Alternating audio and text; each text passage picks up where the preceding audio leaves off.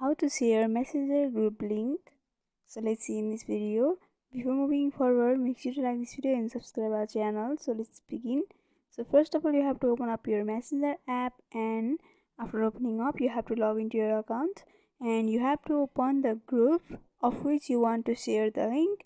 So in order to share the link of the group, you have to first video call to the group.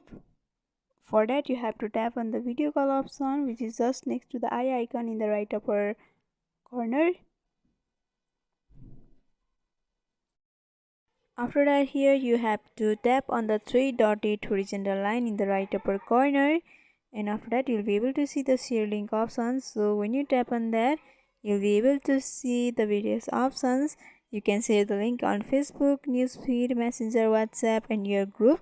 You can also copy the link of the messenger on your clipboard, and by doing that you can send it to the person to whom you want to join. So by following this simple step, you can share messenger group link. So if this video was helpful, don't forget to like, comment, share and subscribe our channel for more videos like this. Thanks for watching.